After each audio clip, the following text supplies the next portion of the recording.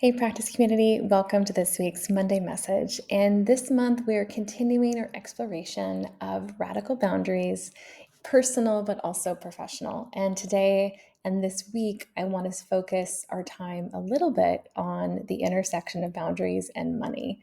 I say a little bit because this is a massive topic and certainly not something I can address in a few minutes.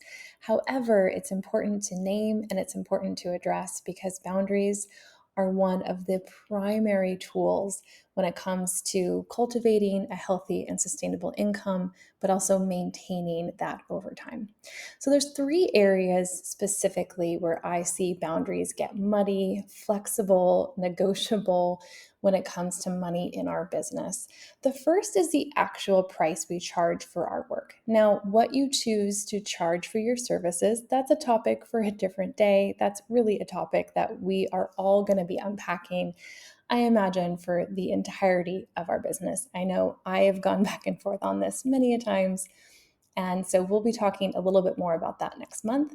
But for today in particular, I want to address that what you charge for your coaching is a boundary around your time, it's a boundary around your energy, and it's a boundary around the type of market or clientele that you want to be in service to, who you want to be in relationship with. Not all prices are going to work for all people, yourself included. And so thinking about what you actually charge, not just as a representation of your value or an expression of your skills, but also the type of pricing that protects or at least feels good to your energy level and the time that you're expending with each client.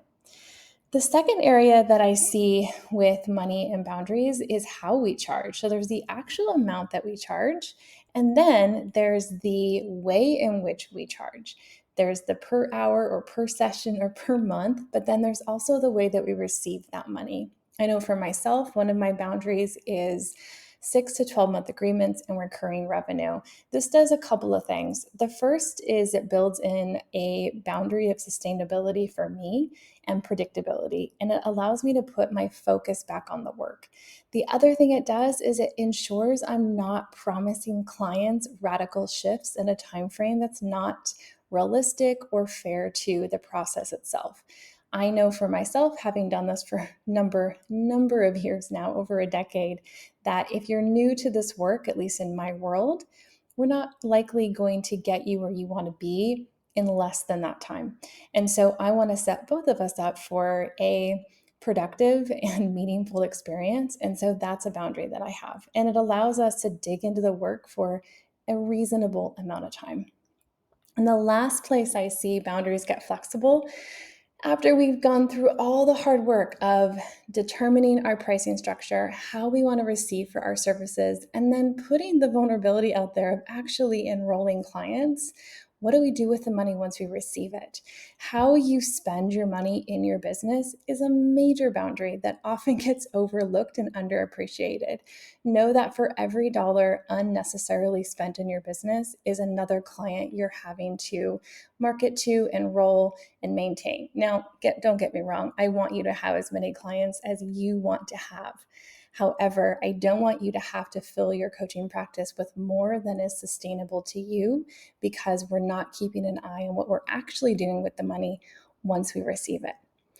All right, y'all, that's a really quick exploration of three areas you can evaluate or audit how you're in relationship to money and how those relationships to money impact your boundaries or are not impacting your boundaries because maybe you're not holding them. All right, I'll see y'all back here next week, and I hope you have a fabulous week in your practice, wherever that takes you, and here in the community. Take care. Bye.